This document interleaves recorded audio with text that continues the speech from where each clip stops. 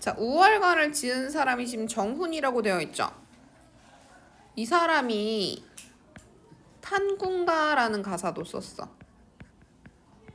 자, 탄군가는 가난함을 한탄한다 라는 노래로 여러분들이 배웠는데 어떤 내용이냐면 가난 귀신을 쫓아내겠다고 구술하거든. 그랬더니 가난 귀신이 갑자기 나타나서 이래, 정훈한테. 누구한테 무슨 말을 듣고 나를 쫓아내려고 그러냐. 너 주변에 아무도 없을 때 모든 사람들이 너 가난하다고 다 등한시할 때 나만 너랑 같이 있었다. 그랬더니 화자가 그것도 맞는 말이네. 그래서 안 쫓아내요. 안 쫓아내. 그래서 거기에 탄군가에 보면 정우는 양반으로 등장합니다. 실제 양반이고요. 그래서 가난하니까 양반인데도 불구하고 좀 농사를 지어보려고 집안에 있는 노비들한테 농사를 좀 지어라 라 그랬더니 노비들이 이렇게 눈을 흘겨. 그리고 노비들한테 농사일을 시키겠다고 집에 돈이 없으니까 쌀에 물을 왕창 넣어서 죽을 끓여. 그리고 위에 맑은 물은 양반인 자기가 먹고 힘쓸 노비들한테 밑에 건더기를 주거든. 그랬더니 또 노비들이 듣는 둥 마는 둥. 그래서 결국 농사 포기해. 이런 장면들이 나오거든. 그래서 정훈이라고 하는 사람은 탄군가 이렇게 같이 생각하시고요. 조선 중기 임진왜란 이후에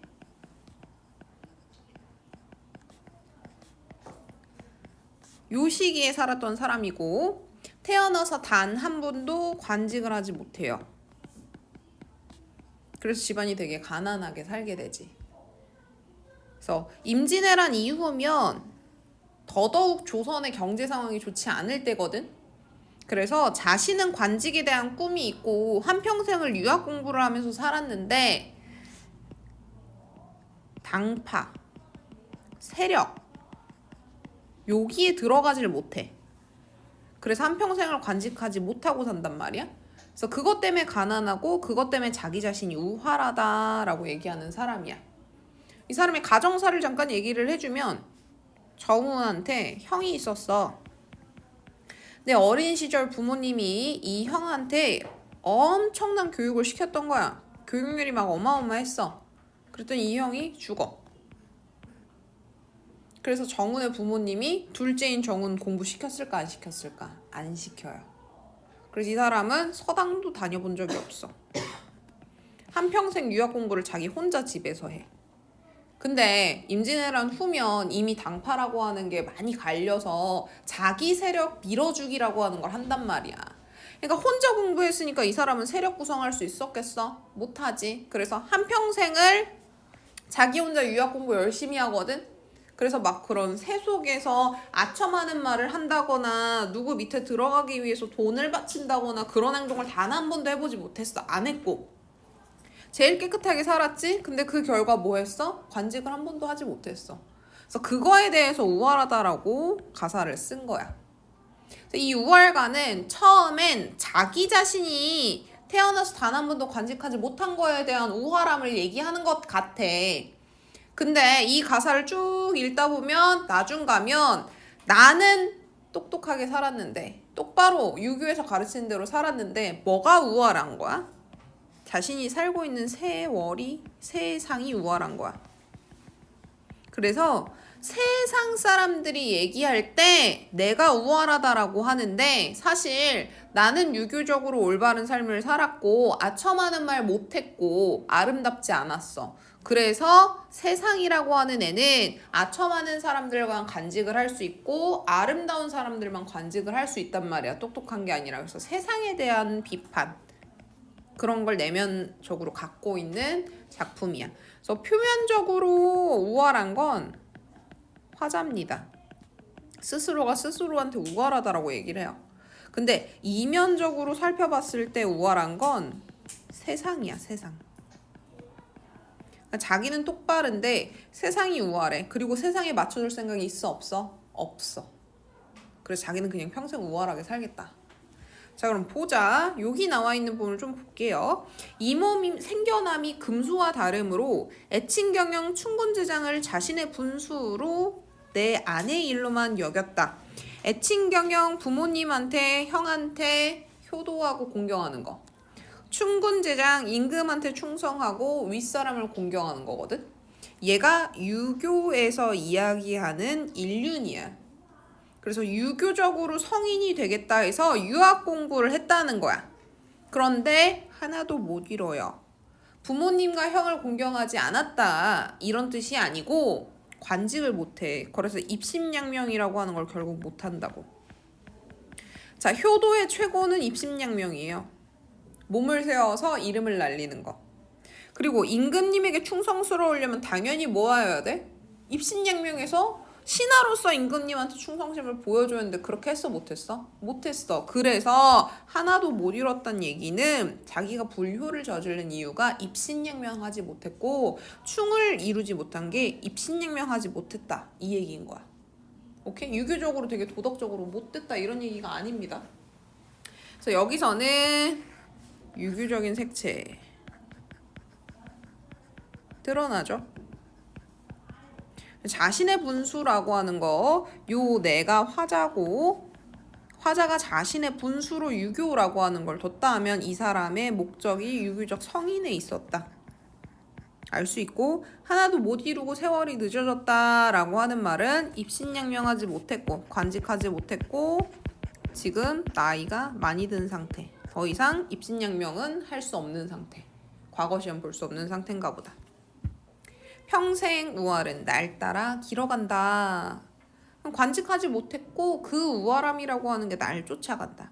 아침이 부족한들 저녁을 근심하며 일간모 비세는 줄 알던가 누더기 옷이 부끄러움을 어이알며 이렇게 세 줄 묶으세요. 자, 그리고 여기다 써. 식, 주, 의. 정리하면 의식 주입니다. 입고 먹고 사는 것. 그 의식주 세 가지 모습을 통해서 뭘 보여주냐면 유교에서 이야기하는 안빈낙도를 보여줘. 유교에서 가난한 중에서도 도를 찾으라 그러거든. 자기 그렇게 살았어. 근데 그걸 지금 뭐라고 얘기하냐면 우활하다라고 얘기를 해. 오케이? 그러니까 사실 우활한 건 세상인 거죠. 안빈낙도 쫓아서 유교대로 살았어. 근데 세상이 잘못돼 있다 보니까 이러한 행동을 한 내가 세상에 욕을 받고 있더라. 저 사람은 양반이면서 왜 돈도 하나 없이 저렇게 가난하게 살아? 세상에서 그렇게 얘기하는 거야. 그러니까 내가 우활하다. 세상의 시선으로 봤을 때 난 참 우활하다. 자, 볼게. 아침밥이 부족한데 저녁밥 걱정을 하겠느냐 이런 뜻이야. 지금 아침에 먹을 밥도 없는데 저녁은 무슨 저녁이야. 일간목 한 칸에 초가집 비세는 줄 알던가 서리법. 비세는 초가집에서 비세는 줄도 모르고 가난하게 살았어. 그 다음에 누더기 옷을 입고 부끄러움을 느끼지 않았고. 그러니까 이 사람은 그냥 유교적으로 안빈낙도에서 산 거죠. 어리석고 미친 말이 남의 미움받을 줄 알던가. 이것도 서리법. 그래서 가난한 중에서 도를 쫓았기 때문에 어리석고 미친 말은 화자의 신념이 어린 말이야. 화자의 신념, 즉 유교적으로 올바른 말을 한다고. 오케이? 근데 그걸 사람들이 뭐해? 미워해요. 올바른 얘기하면 세상 사람들이 미워하고 유교에서 얘기하는 것처럼 안빈낙도에서 살면 저 사람 멍청하다라고 얘기하고. 그러니까 나는 우활한 사람인 거야. 우활도 우활할샤 크토록 우활샤 해서 AA, BA 구조 나타나고요. 우활가 가사죠. 사사조 사음보 나타납니다. 자, 그 다음에 춘산부터 동설 여기는 자연친화 나타나요. 자, 유교에서 자연친화는 긍정이야 부정이야? 긍정이지. 그치? 근데 이 자연친화적인 삶을 산 게 또 뭐라고 얘기하냐면 우활하다 라고 얘기를 해. 그건 왜 그래? 세상에서 저렇게 살면 욕먹어. 세상에서 유교적으로 올바르게 살면 욕먹는 세태인 거야. 볼게. 봄에 산에 꽃이 피면 꽃 보느라 집을 안 들어왔대. 여름에 정자 위에서 잠에 들면 꿈에서 깨지 않았대. 가을 하늘에 달이 오면 밤이 드는 줄 모르고 달 쳐다봤고, 겨울에 눈 내리면 시를 쓰는 흥취거든. 시를 쓰는 흥취에 겨워서 추운 것도 모르고 시 썼다는 거야. 그래서 봄이 오면 꽃 구경 가고, 여름에는 시원한 바람 맞으면서 정자에서 낮잠 자고, 가을에는 하늘 보면서 달을 맞이하고, 겨울 눈 오면 시 쓰면서 눈을 즐겼어. 이게 자연치야라고 했잖아. 그지? 이 사람 행동을 가만히 보면 가난하게 살았고 자연친화적으로 살았어. 그러면 조선 전기 유학자들이 봤을 때 이 사람 삶 엄청 잘 산 거지. 그치? 막 자랑해도 될 거야. 근데 우월합니다. 사시가경 암울한 줄 몰라라. 말로에 버린 몸이 무슨 일을 생각할꼬. 자, 여기 보면 어이알리 해서 여기 반복하지. 근데 짝수야. 대꾸법, 서리법, 반복법, 운율형성 다 해주고 있는 거지. 그리고 봄, 여름, 가을, 겨울 시간, 계절의 흐름 나타나고요.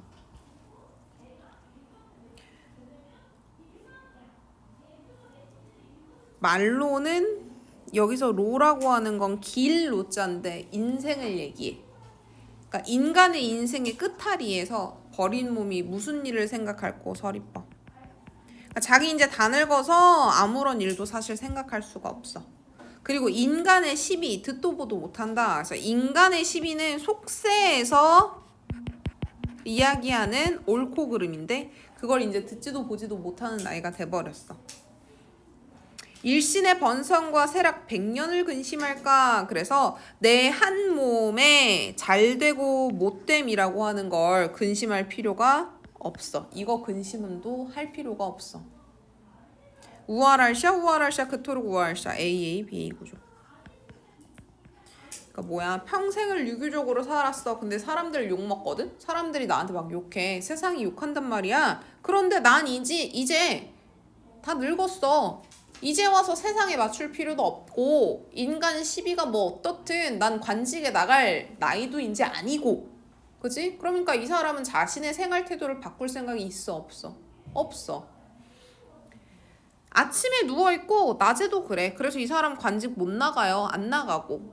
그치? 사람들에게 그 비위 맞춰줘가면서 나갈 생각 없어. 그래서 아침에도 누워있고요. 낮에도 그냥 누워있어요. 그대로 계속 살아요. 하늘이 준 우월 내 설마 어이하리. 운명문적 세계관. 그래서 이 사람은 우월함을 고친다 안 고친다? 안 고친다. 자기는 지금처럼 자연친화하면서 안빈낙도 하면서 살겠다는 거야. 하늘이 준 우월이니 내 설마 어이하겠냐? 서리법도 쓰였죠. 자, 그래서 포기했거든. 근데 이제 그럼에도 불구하고 애달픈 것이 있대. 그래서 고쳐 다시 앉아 일어나서 생각합니다. 그러고 나서 생각해보니 자기가 억울한 건 딱 하나야. 늦게 태어나서. 100번 다시 죽어 옛사람이 되고 싶다. 그래서 옛날 사람이면 내가 이렇게 살았을 때 엄청나게 인정받았을 텐데. 희황천지 잠깐이나 놀아보고 싶다. 그래서 희황이라고 하는 건 복희 황제를 뜻하거든. 그러니까 중국의 태평성대를 얘기하는 고대 국가를 얘기해. 그래서 중국의 고대 태평성대를 이뤘던 시기는 유교적으로 사람들이 다 도덕적인 시기거든.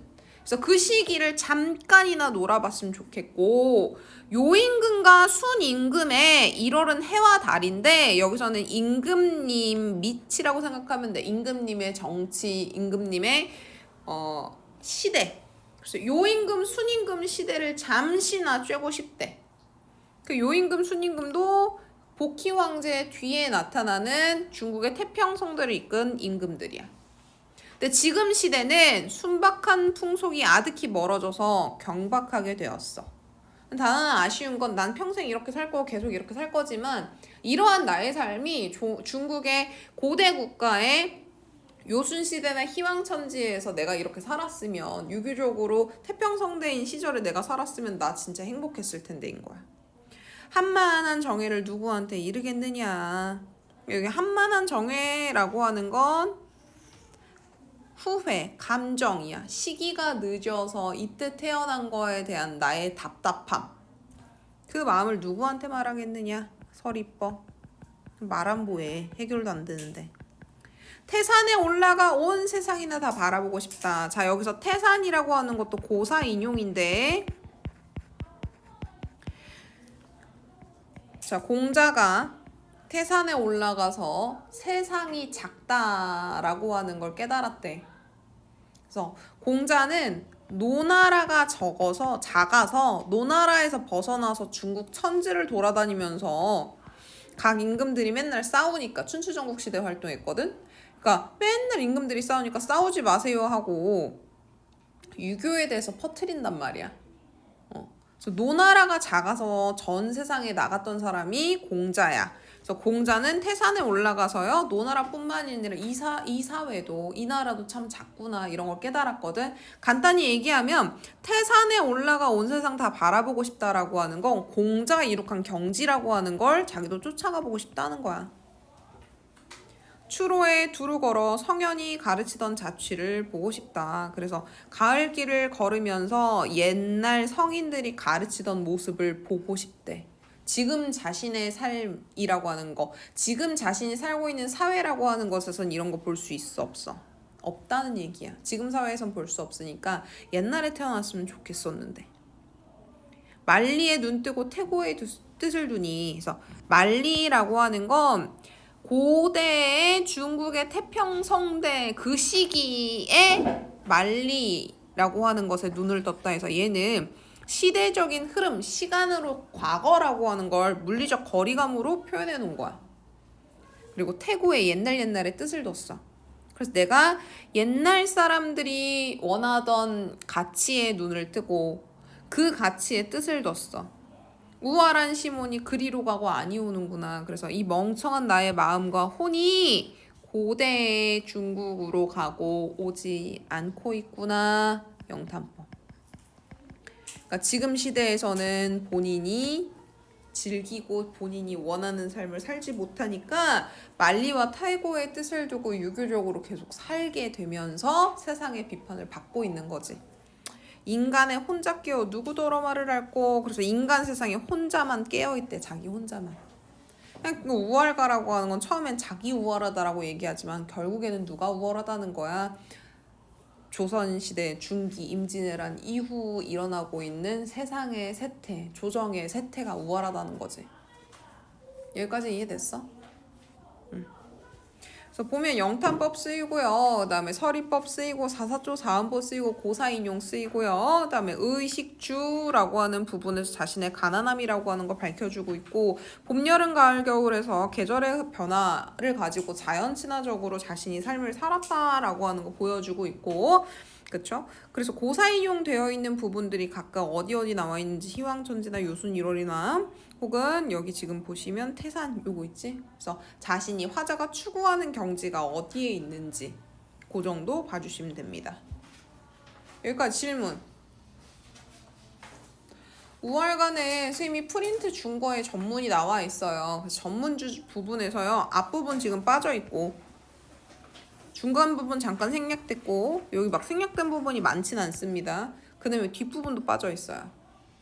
얘는 그냥 중간에서 뚝뚝 떼어내라서 전체 흐름 보기 위해서는 나눠드린 프린트 그리고 영상 보시면 도움이 될 것 같습니다.